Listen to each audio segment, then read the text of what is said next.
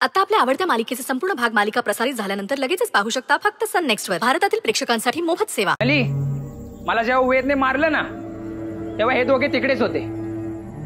तुम्ही दोघंही खरं बोलाल अशी अपेक्षा करते मी. हा, आम्ही का खोटं बोलू?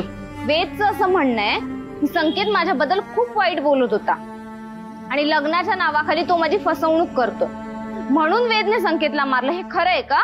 हा, वेदने संकेतला मारले खरं आहे. वेद खोटी कारण सांगतोय. संकेत कोणाचीच फसवणूक करू शकत नाही. हा, तिकडेशी लग्न करण्याचे डिसिजन घ्यायला डेअरिंग लागते आणि संकेतचं तुझ्यावर खूप प्रेम आहे. धडधडीत खोटं बोलतायत हे. आता खोटं काय त्याच्यामध्ये? संकेत त्याच्या आईला समजवण्याचा खूप प्रयत्न करतोय, कारण लग्न करायचं ना नलीशी. जरा जरा लाज बाळगा रे.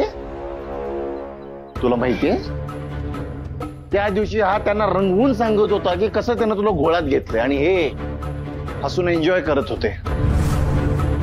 तो असंही म्हणाला की मी काय वेड आहे का तिकडीशी लग्न करायला. अजून काय म्हणाला सांगू? अत्यंत गलिच्छ शब्दात हा म्हणाला आपण फक्त पोटभर जेवायचं. खरकटा आपल्या अंगाला लागू द्यायचा नाही. अर्थ कळतो त्याचा? हे खोटं आहे. संकेतसारखा सभ्य प्रामाणिक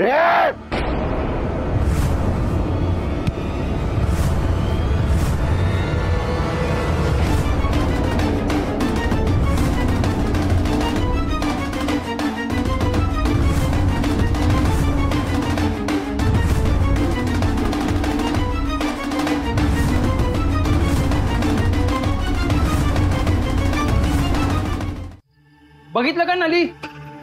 बघतेस ना? हे बघ, हा असाच हाणामाऱ्या करतो. बनेले आहेत ग सगळे. जसा हा तसं याचे मित्र. उंदराला मांजर साक्षात. पास झालं वेद. तुझं काय चाललंय ना ते कळलंय मला. तुम्हा खोतांना ना मारामारी अरे रवी याच्याशिवाय काही दुसरं येतच नाही. संकेत बरोबर बोलतोय. तुला ना माझं चांगलं झालेलं बघायचंच नाहीये. तुला भूल पडली नाली. मग ती भ्रष्ट झाली तुझी. अंधळी झालीयस तू.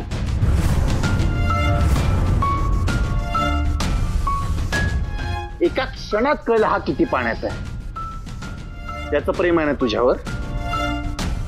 लग्न करायचं ना तुझ्यासोबत. मग कशाला वेळ घालवताय?